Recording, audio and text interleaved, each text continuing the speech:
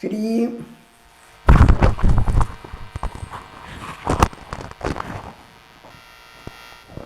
ఇక్కడేది ఇటు పోయింది.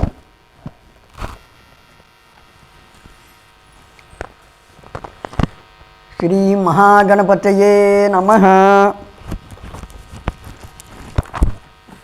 శ్రీ శివాయ గురవే నమః. శ్రీ పరదేవతాయై నమః. వందే గురుపదద్వంద్వం అవాంగ్మానసగోచరం రక్త శుక్లప్రభామిశ్రం అతర్క్యం త్రైపురం మహః. సచ్చిదానందరూపాం తాం గాయత్రీ ప్రతిపాదితాం నమామి హ్రీమయీం దేవీం ధియో నః ప్రచోదయాత్. నమోస్తు తే వ్యాస విశాలబుద్ధే ఫుల్లారవిందాయతపత్రనేత్ర ఏన త్వయా భారతతైలపూర్ణః ప్రజ్వాలితో జ్ఞానమయ ప్రదీపః. ముందుగా నాకు జన్మనిచ్చినటువంటి తల్లిదండ్రులకు, అట్లాగే నాకు అక్షర భిక్షను ప్రసాదించి పునర్జన్మను ఇచ్చినటువంటి శ్రీ గురుదేవులకు, నేను చదువుకునే రోజులలో తమ అమృత హస్తాలతో అన్న ప్రసాదము పెట్టిన మాతృమూర్తులకు నిండు మనంబుతో ధన్యవాదపూర్వకముగా నమస్కారములు తెలుపుకుంటున్నాను. శ్రీ పరదేవతా స్వరూపులారా, శ్రీ వ్యాసమహర్షి జనమేజయ మహారాజుకు శ్రీ దేవి భాగవత పురాణ ప్రవచనాన్ని చెప్తున్నాడు. ఆ సందర్భంలో ఆయన చెప్పినట్లుగా సూత మహర్షి సౌనకుడు మొదలకు మునులకు నైమిషారణ్యములో వినిపిస్తున్నాడు.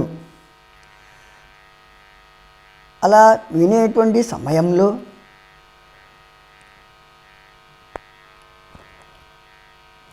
మహర్షులకు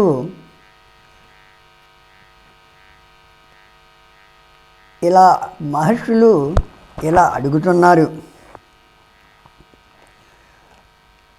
కథం శంతను నా ప్రాప్త భార్య గంధవతి శుభా.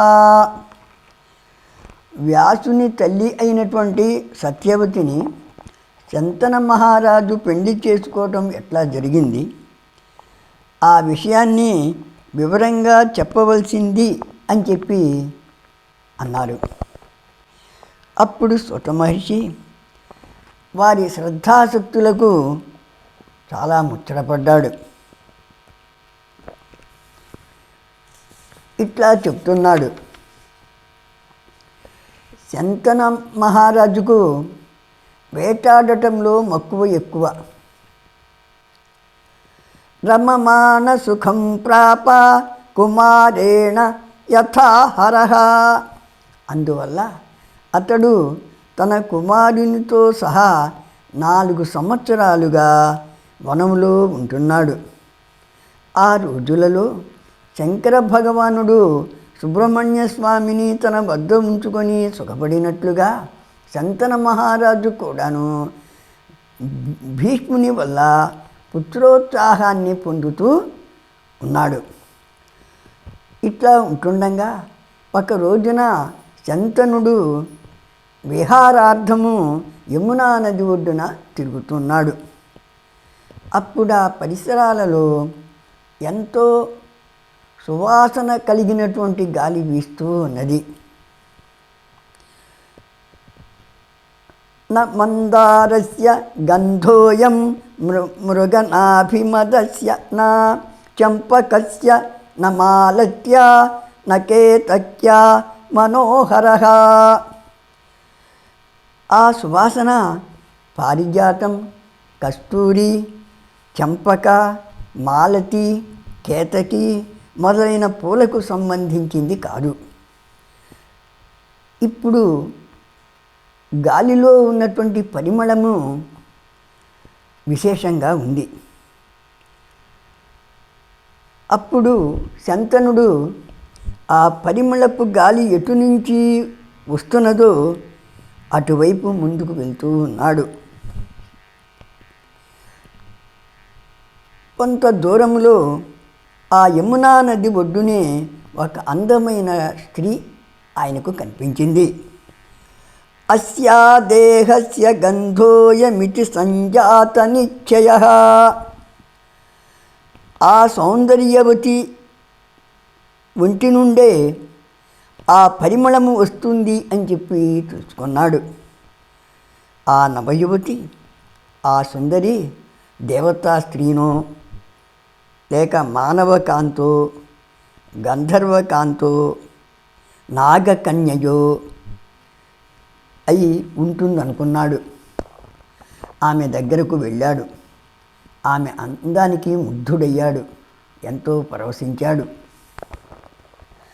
ఆమెను కాశీప్రియే కస్య సుతాసి కస్మాదిహ స్థిత త్వం విజనే వరోరు ఏకాకిని కిం వద చారునేత్రే వివాహితా వా న వివాహితాసి.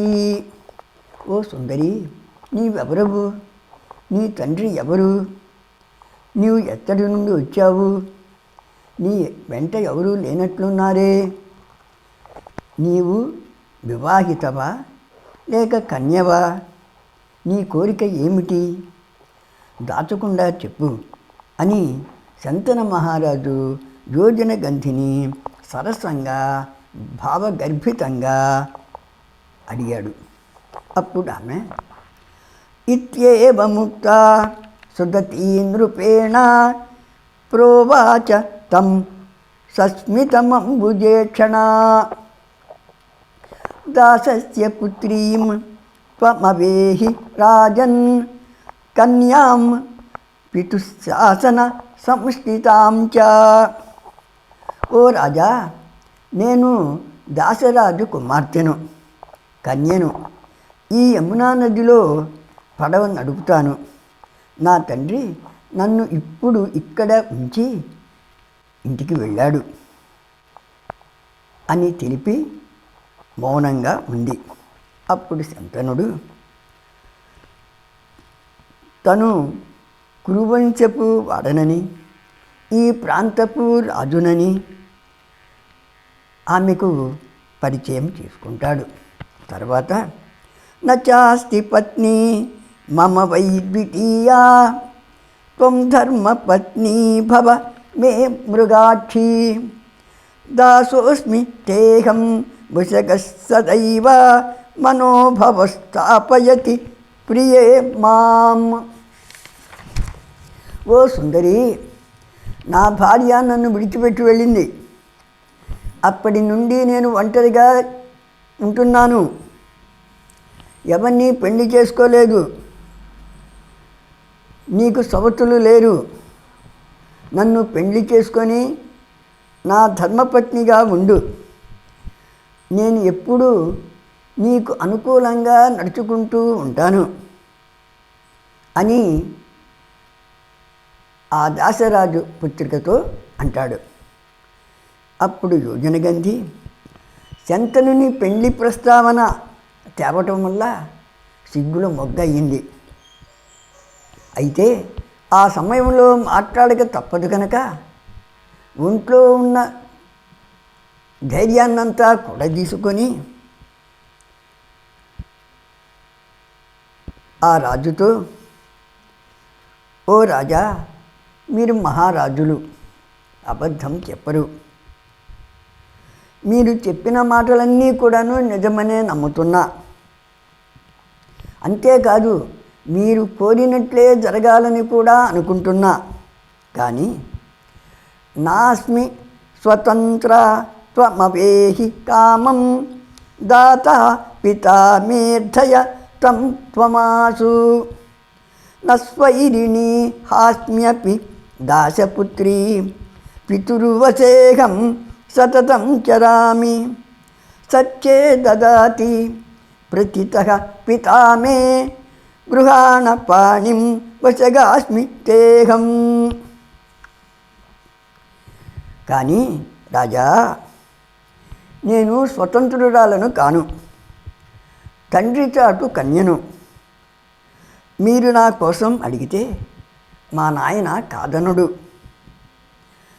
ఆయన కనుక మీకు ఒప్పగిస్తే మీరు తప్పక నన్ను పెళ్లి చేసుకోవచ్చు. అప్పటి నుండి నేను కూడా మీ ధర్మచారిణిగా మీ కనుసన్నలలో నడుచుకుంటూ ఉంటాను. మనం కులం కట్టుబాట్లను పాటించాలి కదా అని యోజనగంధి తండ్రి చాటు పడుచుగా కన్యగా తన మనోగతాన్ని తేట తెల్లముగా తెలుపుతూ అంటుంది. యోజనగంధి అభిప్రాయం తనకు అనుకూలంగా ఉండటంతో శంతన మహారాజు దాసరాజు గృహానికి వెళ్తాడు.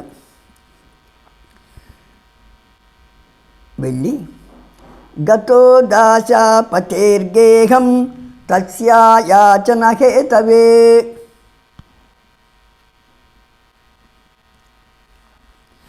ఈ శంతనుని రాకను చూచాడు దాసరాజు. ఎంతో ఆశ్చర్యపడ్డాడు. మహారాజు వచ్చిన పని తెలుసుకున్నాడు. తర్వాత శంతనునితో, రాజా, మీరు మా సత్యవతిని మీకిచ్చి పెళ్లి చేయమని అడుగుతున్నారు. మీకు తప్పక ఇస్తాను. దాతవ్యం తు ప్రదాస్యామి న త్వదేయం కదాచన తస్యాః పుత్రో మహారాజా త్వదంతే పృథివీపతిః సర్వథా చాభిషేక్తవ్యో నాన్యః పుత్రస్తవేతి వై. కానీ మీ తర్వాత మా అమ్మాయికి పుట్టిన వాడే మహారాజు కావాలి. నా మనుమడు కాకుండా ఎటువంటి పరిస్థితుల్లోనూ నీ కొడుకులలో మరొకరు మహారాజు కావడానికి వీల్లేదు. మీరు నా ఈ షరతును ఒప్పుకుంటే మీతో సత్యవతికి పెళ్లి చేయడానికి నాకు ఎటువంటి అభ్యంతరం లేదు అని అంటాడు. దాసరాజు షరతును ఒప్పుకోవటం శంతనునికి సాధ్యపడదు. ఎందుకంటే అప్పటికే శంతనుడు గాంగేయుడిని యువరాజుగా ప్రకటించి ఉన్నాడు. అందువల్ల మారు మాట్లాడకుండా రాజభవనానికి తిరిగి వెళ్ళాడు. మనోవ్యధతో ఆ రాజుకి నిద్రాహారాలు దూరమైనాయి. తండ్రి విచారాన్ని గమనించాడు గాంగేయుడు. తండ్రి దగ్గరకు వెళ్ళి, పితాశ్రీ, శత్రువులు ఎవరైనా మిమ్మల్ని ధిక్కరిస్తే వారిని మీకు దాసులుగా చేస్తా. ముందు మీ విచారానికి కారణం తెలపండి. కిం తేన జాతేన సుతేన రాజన్ దుఃఖం న జానాతి నాశయేద్యః రుణం గ్రహీతుం సముపాగతోసౌ ప్రాజ్ఞన్మజం నాత్ర విచారణాస్తి. కుమారుడు అనేవాడు దుఃఖం తెలుసుకొని పోగొట్టాలి. తండ్రి బాధను పోగొట్టని కొడుకు వల్ల ఎటువంటి ప్రయోజనం ఉండదు. తండ్రి దుఃఖాన్ని పోగొట్టే ప్రయత్నంలో శ్రీరాముడు సీతా లక్ష్మణులతో కలిసి వనవాసం చేశాడు. రోహితుడు తన తండ్రి కోరిక ప్రకారం ఒక బ్రాహ్మణునకు అమ్ముడు పోయి సేవకుడు అయ్యాడు. అట్లాగే అజీగర్తుడు అనేవాడిని గురించి మీరు విన్నారు కదా. ఈ అజీగర్తుని కుమారుడు సునశ్శేపుడు. ఈ సునశ్శేపుడు శివ విష్ణువులను గురించి తపస్సు చేశాడు. ఆ శివ విష్ణువుల దయతో తండ్రికి ఉన్న పిశాచత్వాన్ని కూడా పోగొట్టాడు. ఇక పరశురాముడు తండ్రి ఆజ్ఞపై తల్లి తలనే నరికాడు.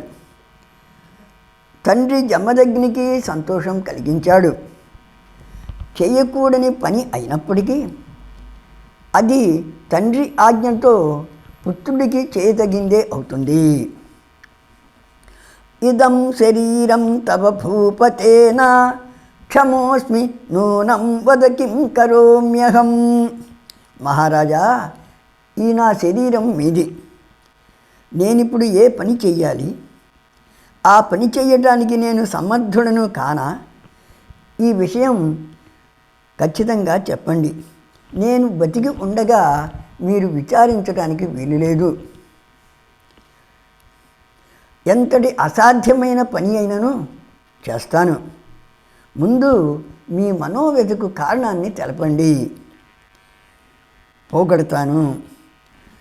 ఒకవేళ నేను మీ మనోవ్యధను పోగొట్టే ప్రయత్నంలో నా ప్రాణాలు పోయినప్పటికీ పర్వాలేదు, నా జన్మ సార్థకమే అవుతుంది.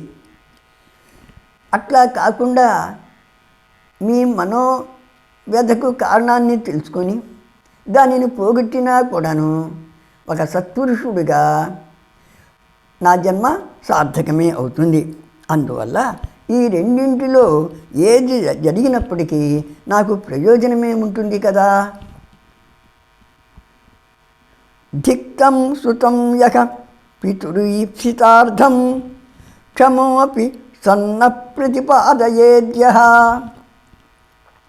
జాతేన కిం తేన సుతేన కామం పితుర్న చింతాం హి సముద్ధరేద్యః.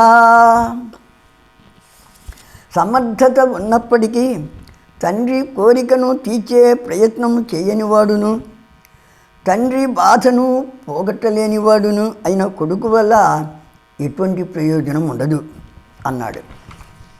అప్పుడు శంతనుడు తన మనోవ్యధకు గల కారణాన్ని చిన్నవాడగు భీష్ముడికి చెప్పడానికి భయపడ్డాడు. అయినా పుత్రునితో, కుమారా, నీవు నాకు ఒకే ఒక కొడుకువి.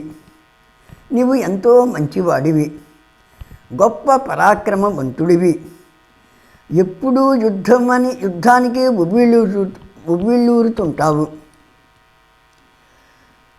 ఉత్తరోత్తర శత్రువులలో జరిగే యుద్ధాలలో నీకేదైనా జరగరానిది జరిగితే ఎట్లాగా అని నేను వ్యాకుల పడుతున్నానయ్యా అని అంటాడు. అప్పుడు భీష్ముడు తండ్రి తన మనోవ్యధకు గల కారణాన్ని చెప్పడానికి భయపడుతున్నాడు అని చెప్పి గ్రహిస్తాడు. అసలు విషయాన్ని తండ్రి నుండి రాబట్టమని మంత్రులను ఆదేశిస్తాడు. సత్యం బ్రువంతు మాం సర్వం తత్కరోమి నిరాకులః. ఓ మంత్రులారా, నా తండ్రి మనోవ్యధను పోగొడతాను అన్నాడు. అప్పుడు మంత్రులు శంతనుడి మనోవ్యధకు గల కారణాన్ని తెలుసుకొని ఆయనకు చెప్పారు. వెంటనే భీష్ముడు మంత్రులతో కలిసి దాసరాజు ఇంటికి వెళ్ళాడు. ప్రేమపూర్వమువాచేదం వినమ్రో జాహ్నవీ సుతః. ఎంతో నమ్రతతో ప్రేమతో, పిత్రే దేహి సుతాం తేద్య ప్రార్థయామి సుమధ్యమాం మాతా మేస్తు సుతేయం తే దాసోస్మ్యస్యాః పరంతప. ఓ దాసరాజా, నీ కుమార్తెను మా తండ్రికి ఇచ్చి పెళ్లి చేయమని ప్రార్థిస్తున్నాను. నీ పుత్రిక నాకు తల్లి అవుతుంది, నేను ఆమెకు సేవకుడును అవుతాను అని అంటాడు.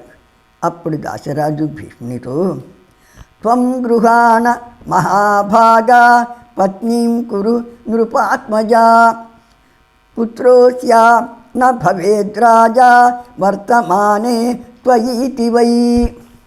ఓ రాజకుమారా, మీ తండ్రి ప్రస్తావన ఎందుకు? నీవే మా అమ్మాయిని పెళ్లి చేసుకోవచ్చు కదా. నీవు కనుక మా అమ్మాయిని పెళ్లి చేసుకున్నట్లయితే నీ తర్వాత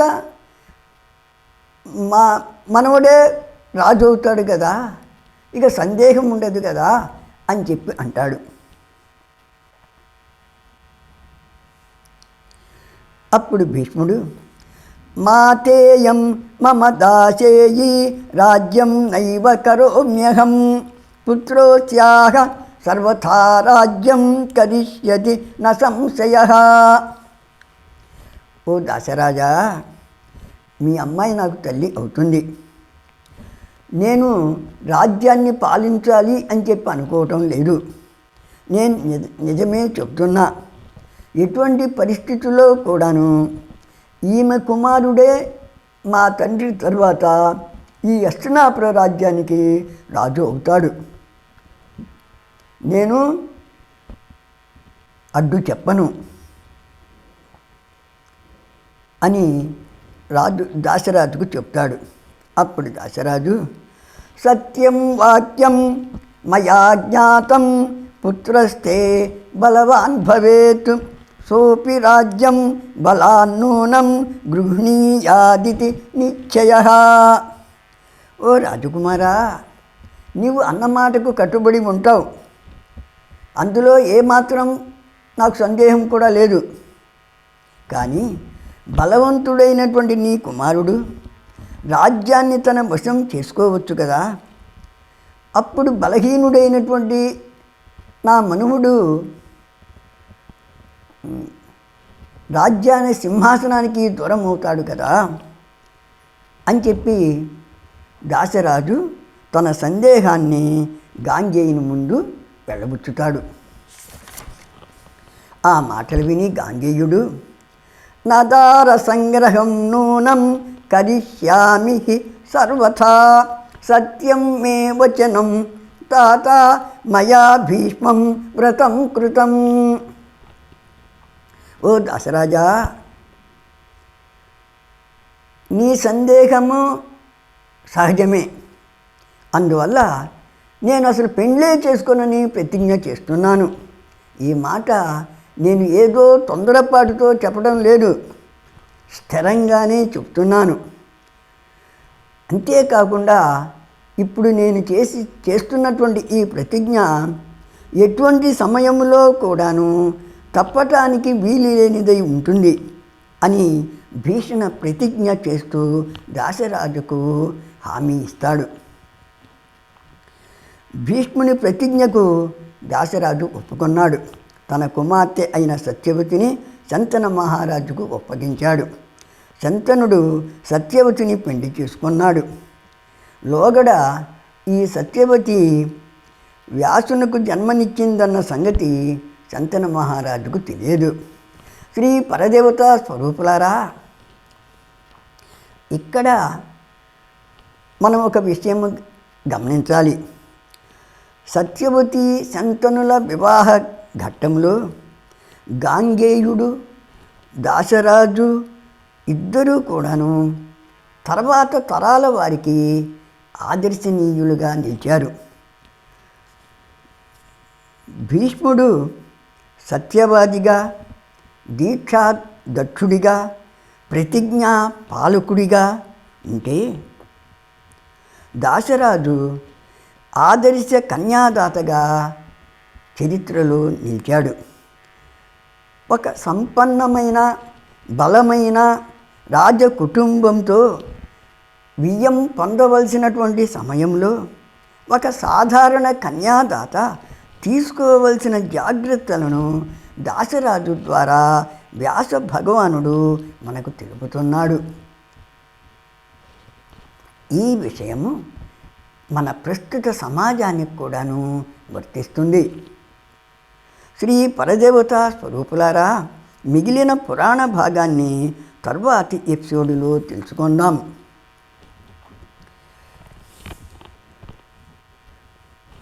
ఈ ఎపిసోడులోని కంటెంట్ మీకు నచ్చినట్లయితే లైక్ కొట్టండి, షేర్ చేయండి, మీ అభిప్రాయాన్ని కామెంటు ద్వారా తెలపండి. ఛానల్ను సబ్స్క్రైబ్ చేసుకొని వాళ్ళు ఉంటే చేసుకోండి.